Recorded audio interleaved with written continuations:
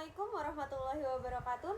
Halo semuanya, sebelumnya perkenalkan nama saya Oktavia Ramadhani dengan NPM 23010808030. Saya dari Tadris Biologi kelas A. Saya di sini ingin menjelaskan tentang ruang lingkup akhlak. Sebelum kita masuk ke ruang lingkup akhlak, kita harus tahu dulu ruang lingkup itu pengertiannya apa. Jadi, ruang lingkup itu adalah batasan atau cakupan dari suatu topik atau subjek yang akan kita bahas. Jadi, ruang lingkup itu adalah cakupan atau subjek-subjek yang akan kita bahas. Pada ruang lingkup akhlak, ternyata itu dibagi menjadi 5 teman-teman. Yang pertama ada akhlak pribadi, yang kedua ada akhlak berkeluarga, yang ketiga ada akhlak bermasyarakat, yang keempat yaitu ada akhlak bernegara, yang kelima yaitu ada akhlak beragama. Tadi kan saya sudah menjelaskan ruang lingkup itu ada 5. Nah, sekarang kita masuk ke ruang lingkup yang pertama yaitu ada akhlak pribadi. Akhlak pribadi itu apa? Akhlak pribadi itu adalah hubungan individu dengan dirinya sendiri, termasuk kesadaran, pengendalian, terus emosi. Nah, pengendalian itu adalah termasuk ruang lingkup akhlak. Contohnya kita bisa mengendalikan diri kita supaya tidak emosi, supaya tidak gampang marah. Itu dia masuk ke ruang lingkup akhlak pribadi. Masuk ke ruang lingkup akhlak yang kedua yaitu ruang lingkup akhlak berkeluarga. Maksudnya gimana? Jadi ruang lingkup akhlak berkeluarga itu adalah ruang lingkup yang mencakup suatu keluarga atau perilaku dalam lingkungan keluarga, seperti kita harus menghormati kedua orang tua kita, mendengarkan perkataan kedua orang tua kita. Itu termasuk ke akhlak yang berkeluarga. Masuk ke ruang lingkup akhlak yang ketiga yaitu adalah akhlak bermasyarakat. Maksudnya gimana? Jadi maksudnya itu adalah ruang lingkup sosial dalam bermasyarakat. Contohnya harus saling tolong menolong, toleransi. Jadi pada ruang lingkup akhlak di sini biasanya menjelaskan tentang toleransi. Bagaimana kita bisa menghargai pendapat orang, itu juga termasuk ke ruang lingkup bermasyarakat. Masuk ke yang keempat yaitu akhlak bernegara. Maksudnya gimana? Maksudnya adalah akhlak bernegara itu adalah tanggung jawab kita terhadap negara. Contohnya kita mematuhi tata tertib negara kita. Masuk ke ruang lingkup akhlak yang kelima yaitu akhlak beragama. Akhlak beragama adalah ruang lingkup diri kita terhadap Tuhan kita. Hubungan diri kita terhadap Tuhan kita yang mencakup ibadah, taat kepada agama kita, itu termasuk ke ruang lingkup akhlak. Tadi kan saya sudah menjelaskan tentang ruang lingkup akhlak. Sekarang kita masuk ke yang kedua yaitu metode pembinaan akhlak.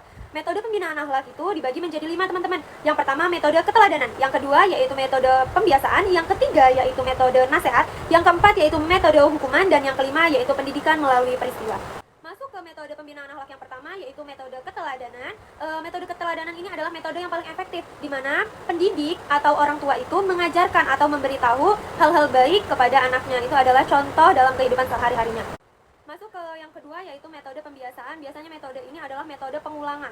Maksudnya seperti apa? Contohnya dalam kehidupan sehari-hari, orang tua membiasakan anak-anaknya sholat dari sejak dini. Agar apa? Agar mereka nantinya akan terbiasa dengan hal-hal itu. Nah, itu masuk ke metode keteladanan. Metode yang ketiga yaitu metode nasihat, di mana metode ini adalah metode yang dilakukan dengan cara menasehati. Contohnya kalau dalam kehidupan sehari-hari seseorang membuat kesalahan, nah di mana orang yang satunya itu menasehati supaya tidak terulang kembali. Contohnya kalau dalam kehidupan sehari-hari orang tua menasehati anaknya supaya tidak melakukan hal-hal yang buruk. Itu termasuk ke metode nasihat. Metode selanjutnya yaitu metode hukuman. Metode hukuman adalah penerapan konsekuensi yang telah dilakukan. Nah, contohnya itu biasanya kalau dalam kehidupan sehari-hari kita sebagai seseorang yang sudah melakukan kesalahan itu biasanya mendapatkan konsekuensi. Itu termasuk ke metode hukuman.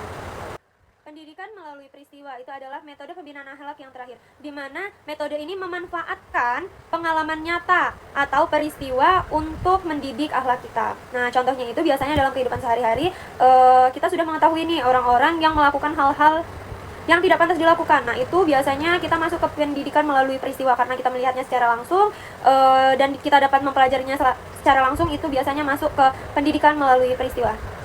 Sebelum saya tutup video ini, saya akan menampilkan video dari sumber atau referensi terkait ruang lingkup akhlak yang dapat teman-teman sekalian lihat. Sebelumnya, mari kita lihat video berikut ini. Assalamualaikum warahmatullahi wabarakatuh.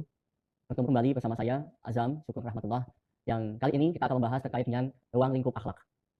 Dalam hal ini, akhlak itu ruang lingkupnya terbagi menjadi beberapa hal, beberapa macam. Yang pertama adalah kita bisa lihat ada akhlak pribadi, ada akhlak keluarga, ada akhlak masyarakat, ada akhlak beragama. Apa saja ruang lingkup akhlak dan penjelasannya? Yang pertama adalah akhlak pribadi.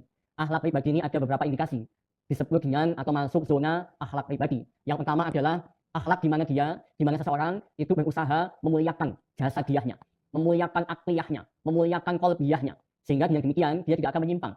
Ketika dia menyimpang, dia akan segera kembali ke jalan yang lebih baik lagi. Selanjutnya adalah akhlak berkeluarga. Akhlak berkeluarga ini ada beberapa indikator disebut sebagai insan-insan yang memiliki akhlak berkeluarga. Baik mereka yang sudah menikah dan punya keluarga maupun mereka yang belum menikah tapi tetap punya keluarga. Selanjutnya adalah akhlak bermasyarakat.